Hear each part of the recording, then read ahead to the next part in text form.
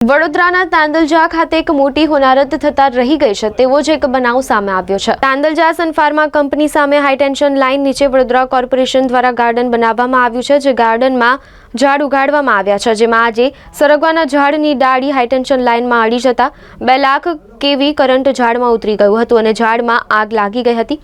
સાથે ઝાડ નીચે ઊંડો ખાડો પડી ગયો હતો। જો આ બનાવ સવારમાં બન્યો હોત તો જાનહાનિ થત, કારણ કે શિયાળામાં સવારના લોકો ચાલવા આવે છે। જો સવારે ઝાડ સાથે બનાવ બન્યો તેવો બનાવ કોઈ માણસ સાથે બનતો તો પલભરમાં ભડતું થઈ જાત।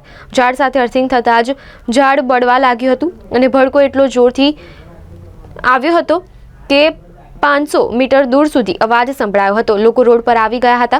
અફરાતફરીનો માહોલ થઈ ગયો હતો। જાગૃત નાગરિક દ્વારા ફાયર બ્રિગેડને કોલ કરતા વાસના ફાયર બ્રિગેડ આવી જીવના જોખમે ઝાડની ડાળી કાપી લોકોને સુરક્ષિત કર્યા હતા। આ સાથે જ ગાર્ડનની બાજુમાં અડીને આવેલા આશિયાના ડુપ્લેક્સના રહીશ દ્વારા જણાવ્યું હતું કે વરસાદના સમયે પણ આ રીતે ઝાડનું અર્થિંગ થતાં અમારા ઘરના ઇલેક્ટ્રિક સાધનો ખરાબ થઈ ગયા છે। સાથે જ સવાલ એ થાય કે જેડકો કંપનીના હાઈટેન્શન લાઇન નીચે ગાર્ડન બને ખરું, અને જો ગાર્ડન બનાવવું હોય તો ઘાસ ઉગાડવી પડે, ઝાડ ઉગાડી શકાય તે પણ વિચારવા જેવી વાત છે। આ સાથે જ ગાર્ડનમાં પાણીનો સંપ બનાવવામાં આવ્યો છે, જે ઊંડો છે અને તેમાં દાદરા પણ બનાવવામાં આવ્યા નથી। સાથે સંપમાં પાણી પણ નથી અને ઢાંકણું પણ ખુલ્લું છે। ગાર્ડનમાં કોઈ બાળક રમવા આવે અને સંપમાં પડી જાય તો જવાબદાર કોણ? કોઈ વ્યક્તિ રાતના ચાલવા આવે ને પડી જાય તો જવાબદાર કોણ, જેવો સવાલ ઊભો થાય છે। બનાવ બન્યા પછી જેડકોની ટીમ આવી ગાર્ડનના ઝાડ કાપવાની કાર્યવાહી કરવામાં આવી હતી। તાંદલજા સન ફાર્મા કંપનીની સામે જે હાઈટેન્શન જાય છે ત્યાં એ છે ગાર્ડન। હવે ગાર્ડનની અંદર જે ઝાડ રોપવામાં આવ્યા છે તે પેલા સરગવાનું ઝાડ હાઈટેન્શનના વાયરને ટચ થતાં ત્યાં નીચે આપણે ઝાડ બી સળગી ગયું છે અને નીચે જમીનની અંદર મોટો ખાડો પડી ગયો।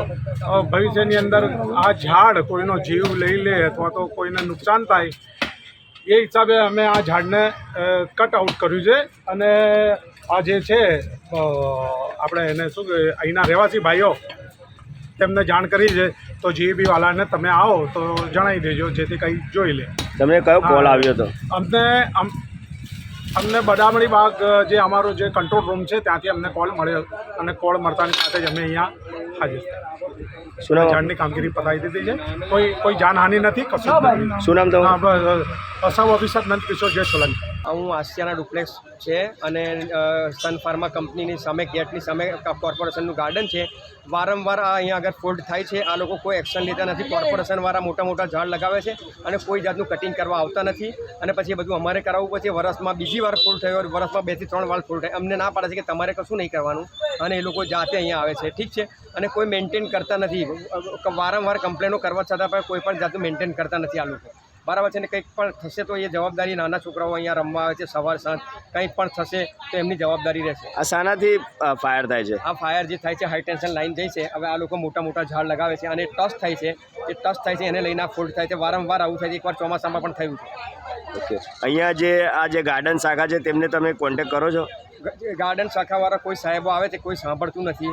હમણાં આ છે ને તો સન ફાર્માના અંદરમાં છે, બરાબર, પણ એમણે આ વચ્ચેનું બધું કટિંગ કરાવી દીધું, પણ આ સાઈડના મોટા મોટા ઝાડ કોઈ જાતનું કટિંગ કરાવેલું નથી।